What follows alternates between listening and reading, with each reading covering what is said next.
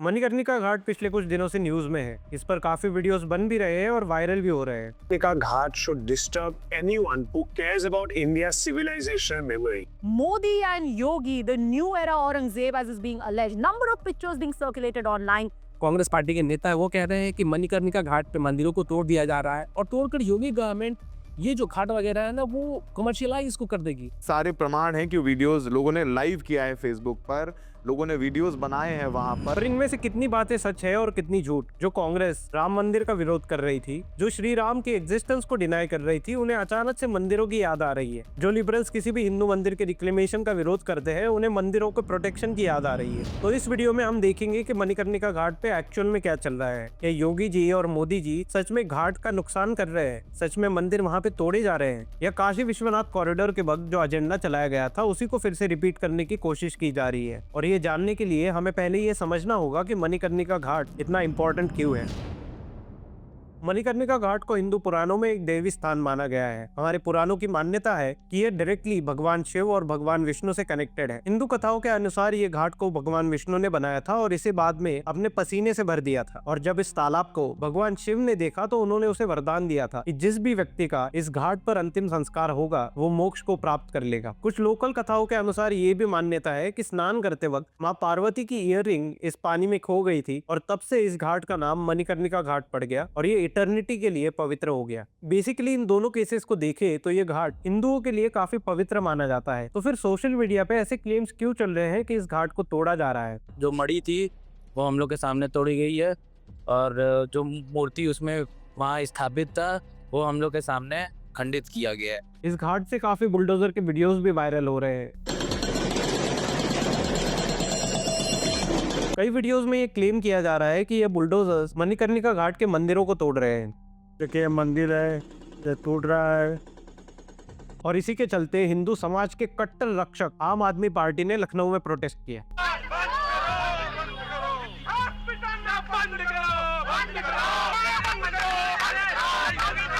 हैरानी की बात यह है कि इस प्रोटेस्ट में काफी लोग हिजाब पहन के भी जुड़े थे। बेसिकली ये आम आदमी पार्टी का गंगा जमुनी तहजीब को एंडोर्स करने का एक माध्यम है। कांग्रेस के नेता इमरान मसूद तो ये कह रहे हैं कि बीजेपी सरकार के अंडर सबसे ज्यादा मंदिर टूटे हैं।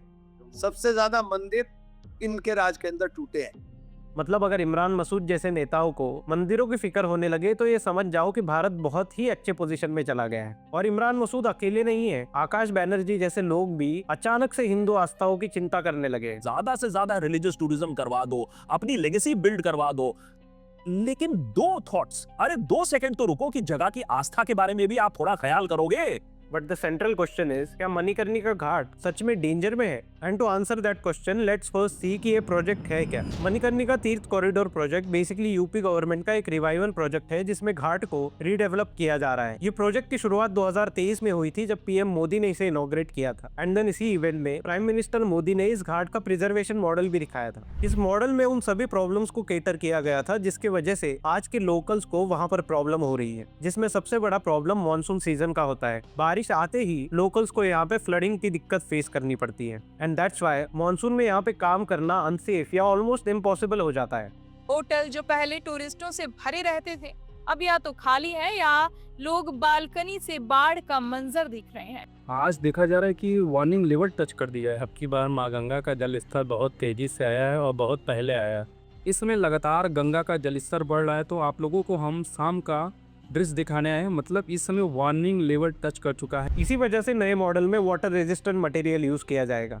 इसके साथ ही एलिवेटेड और मल्टी लेवल स्ट्रक्चर की वजह से लोकल्स को यहाँ पर किसी भी सीजन में काम करना इजी रहेगा। इस नए मॉडल में मणिकर्णिका घाट का प्लेटफॉर्म 3000 स्क्वायर मीटर से एक्सटेंड होकर ऑलमोस्ट 39,500 स्क्वायर मीटर का हो जाएगा। इस वजह से यहाँ पे अंतिम संस्कार तो ओपनली किया ही जा सकता है, पर साथ में ही ये टूरिज्म के लिए एक बड़ी अपॉर्चुनिटी ओपन करेगा। इस प्रीमाइस में डिवोटीज के लिए viewing area, modern access paths, rooftop और वीआईपी सीटिंग जैसे फैसिलिटीज भी अवेलेबल होंगी। इसके साथ साथ सिस्टमैटिक मैनेजमेंट के लिए यहाँ एक सेपरेट वुड प्लाजा भी कंस्ट्रक्ट किया जाएगा। बेसिकली ये मॉडल विजिटर्स से लेके लोकल्स, वर्कर्स, टूरिस्ट सबके लिए बेस्ट रहेगा। गवर्नमेंट ने पहले ही क्लैरिफाई कर दिया है कि इस मॉडल को बनाने के लिए किसी भी एग्जिस्टिंग स्ट्रक्चर को, जैसे मंदिर हो या फिर मूर्ति हो, इन सब कल्चरल आइकॉन्स को डिस्ट्रॉय नहीं किया जाएगा, इन्हें सेफली रिमूव करके प्रिजर्व किया जाएगा। मंदिर के डिजाइन को डोम कम्युनिटी जो वहां पर काम करती है उनके साथ डिस्कस करके सेफ और सूटेबल बनाया गया है। इस क्लैरिफिकेशन के बावजूद भी यूपी गवर्नमेंट पे ये आरोप लग रहे हैं कि योगी जी वहां पे मूर्तियां तोड़ रहे हैं। कांग्रेस के लीडर तो बोल रहे हैं कि बीजेपी ने मणिकर्णिका घाट से अहिल्याबाई के स्टैचू को तोड़ दिया है। इसी बीच यूपी गवर्नमेंट का भी रिस्पॉन्स आया है। योगी जी ने इन सारे क्लेम्स को डिनाई कर दिया।